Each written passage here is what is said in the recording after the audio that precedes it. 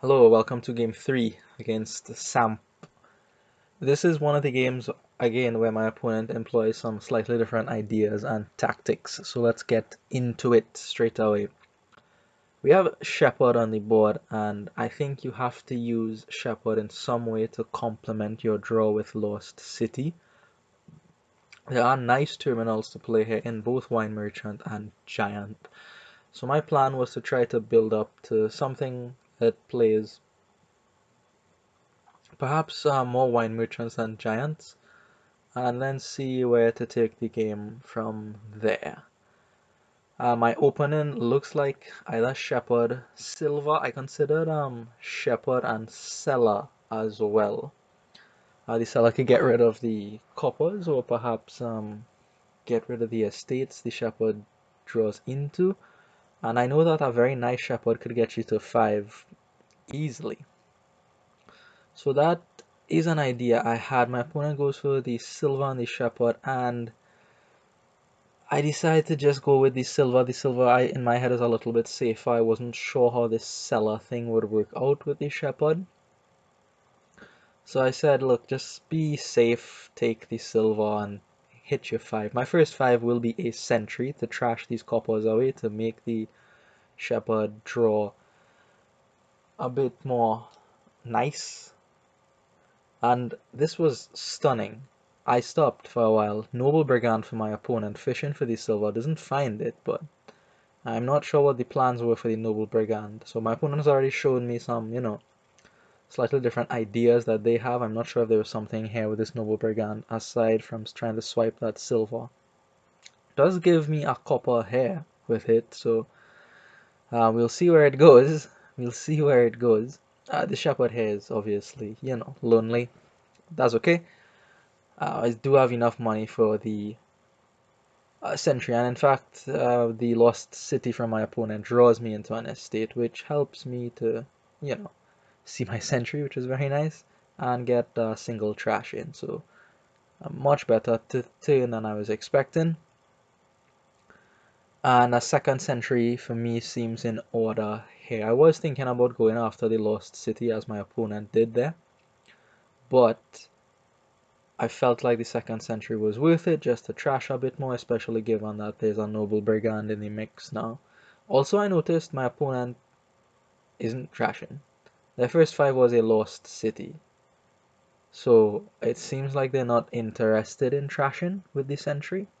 So I'm very curious to see what they have in their mind. Not going after the trashing, the noble brigand. Another silver there for my opponent. So here, just trashing the copper, keeping the estate in the deck, not on top of it, of course, because I want the shepherds to draw more cards. Here, this was difficult, because I still don't really fully understand how shepherd works. Like, what ratio of shepherds to green cards do you want to have in your deck? What density? Not entirely sure of that. So there I checked just to make sure the Brigand couldn't steal the pasture. Maybe that is what my opponent was trying to do, but Brigand can't steal the pasture, it's okay. Here it is between Workers Village and another shepherd, and I decide the second shepherd to get some more draw going. So um, again, yet another silver for my opponent. Here I'm just thinking about how to organize this so I don't trigger a shuffle. I want to get to 5. But I don't want to trigger a shuffle as well. Eventually, I figure it out. I think I leave a shepherd on top of the deck with an estate. Excuse me. So 5 again here. What do I get on the 5? I decide to go for the wine merchant. Lost city is a consideration. Perhaps should have been a lost city straight away. Perhaps giant was also a consideration, but giant and wine merchant are kind of the same in the sense that they're terminals. Either you get the terminal or you get the draw in the lost city.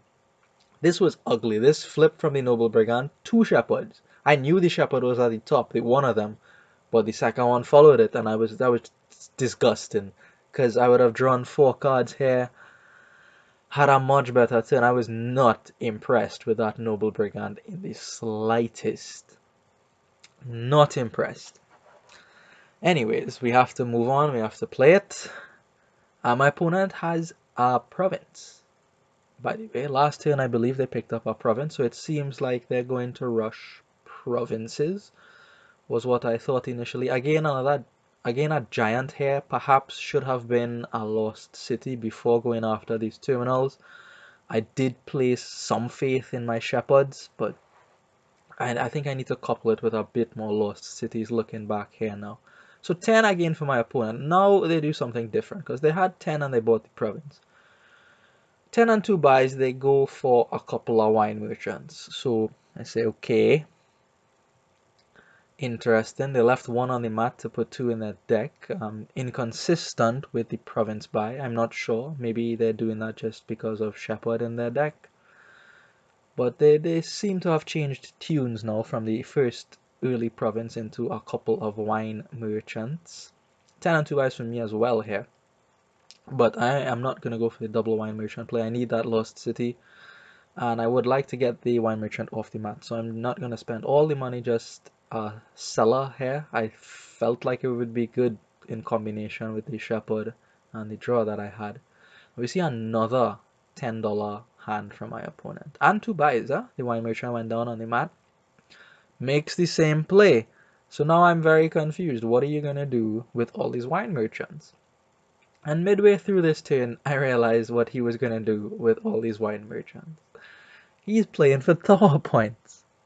This man is playing for tower points. Or woman, I don't know. So they are pressing the wine merchant pile very heavily in an attempt to drain that pile and receive the majority of the wine merchant tower points for that pile. So very interesting play from my opponent. I wasn't worried again here because I was thinking at the time, okay, you need villages to play all of those wine merchants. You have just the one lost city, but 5 wine merchants. That is not going to work out for you. So I decided to just let it go, not be too alarmed by it.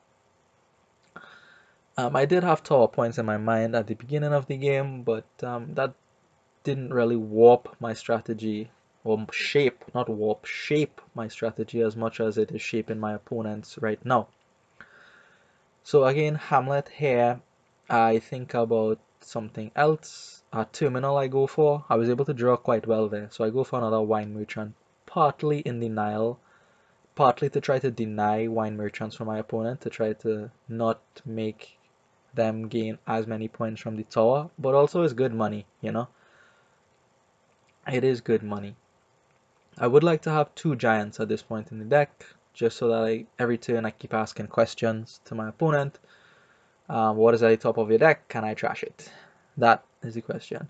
And now I see here a hamlet and an inn for my opponent. So again, I didn't think too much of it. It's like, okay, the inn, you know, he needs the actions to play the wine merchants, and he's near the end of the deck, so that would be nice. This is awful. This is terrible. I expected better from my deck, but nope. Instead, I'm just going to play the giant and pick up a lost city to avoid things like this. Oh, never mind that giant. That should be lost city. Sorry. I do give my opponent a curse, which is nice. Should slow them down a little bit. A couple wine merchants come down, so I expect this to be the same, you know, double wine merchant play from my opponent. Leaving one on the mat, but instead discards 5 wine merchants, buys 1 and a few hamlets. So now I see more of what they're doing here.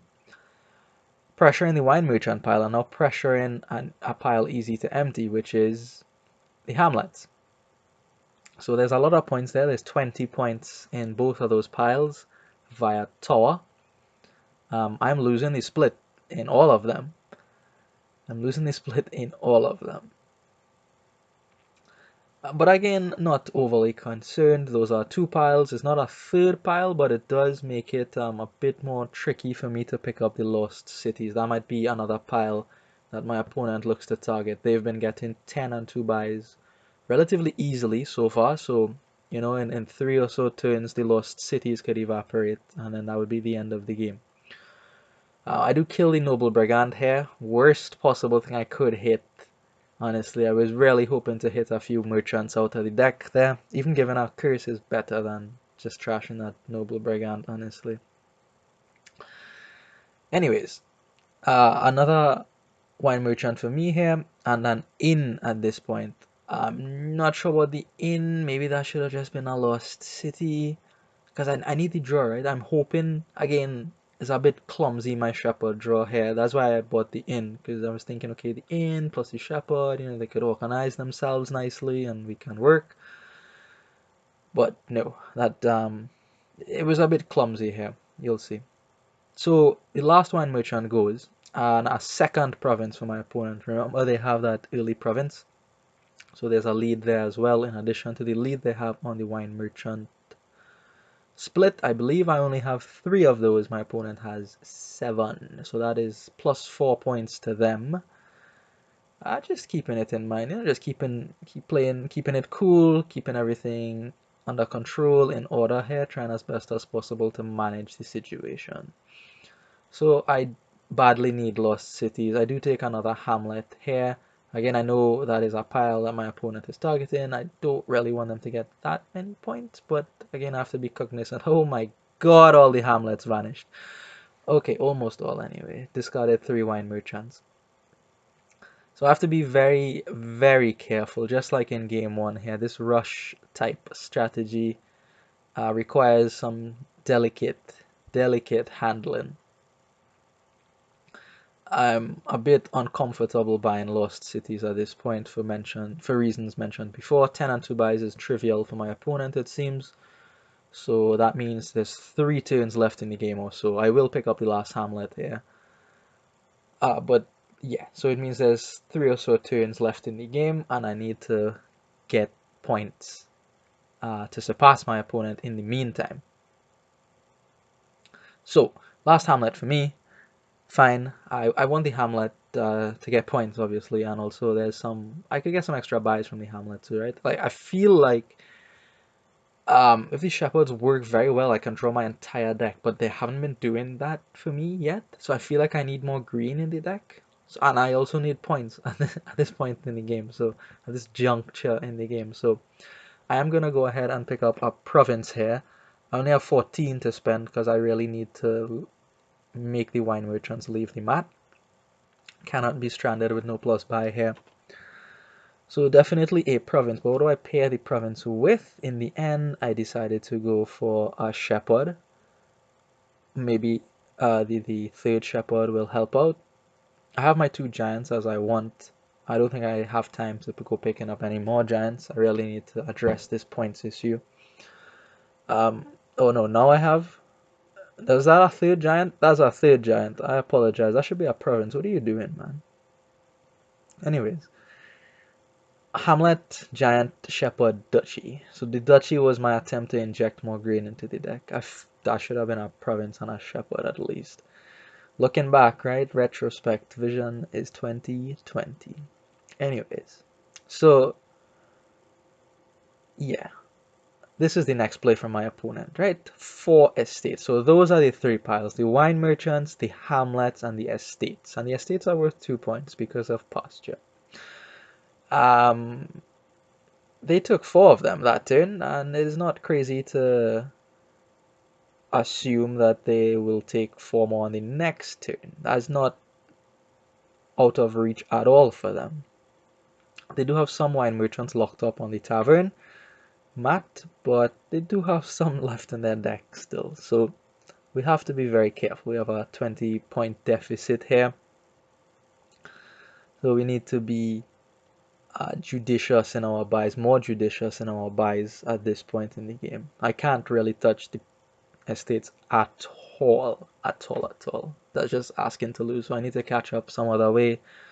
Provinces, probably put a curse in my opponent's deck, very good. Put 1 more, very good. That brings the score down, and I have 22. Well, actually 20 because of the wine merchant, so we're going to take, yeah, province, shepherd. So not quite all the way to 35 yet, but we're getting there. Hopefully my opponent is not able to win on this turn, and they don't. actually end up winning on this turn. But they make a very, very interesting play. So all the while here, they're discarding for buys. I hadn't noticed. I thought it was for actions. If they had the 2 wine merchants, they would slap it down and just pick up the 4 estate. They haven't done that yet, so I assume I still have another turn. They only managed to find the 1 wine merchant. Just the 1. 5. And 5 buys. And look at this play here. This confused me for a while. Look at this play. Just wait on it. Wait on it. There's an in. Okay, fine. I expected points there like a duchy or something. 4 curses. 4 curses, and in my head, and like while I was talking on Discord as well, I was so confused. Why did this person voluntarily bring their score down to a point where the win seems trivial to me now? I just need to pick up the 2 curses and a province, right? I am 3 points behind. A province plus the 2 curses is net gain 4. So that would win, right? If I make that play. So I was angling, looking for that line of play to finish the game. However, about halfway through this turn, maybe after I play this Lost City, I realized that that is not a line that wins because of Tower. Tower makes the curses, it doesn't subtract from your score then. So if I do take the curses, it'll be like he has no curses in his deck, and then his score will go up, and I would probably need more than a province to win at that point. So luckily, I was able to recognize that before I prematurely ended my turn or did anything silly to try to just have enough for 8 and 3 buys. I realized that, found a different line to win, take the estates out, and for that I need still 8 but more buys. I have it in hand here, but now I'm paranoid. I want to play through everything, maximize my potential here just in case I'm, lacking brains in another way. But turns out that was sufficient, the 4 estates, to pile out the game. So dodged a bullet here because I was halfway through that turn, very, very committed to picking up those curses on the province. But somehow, by the grace of God, I realized in time. So I take game 3 here. Another rough strategy from my opponent, but we managed. I thank you for watching, and I will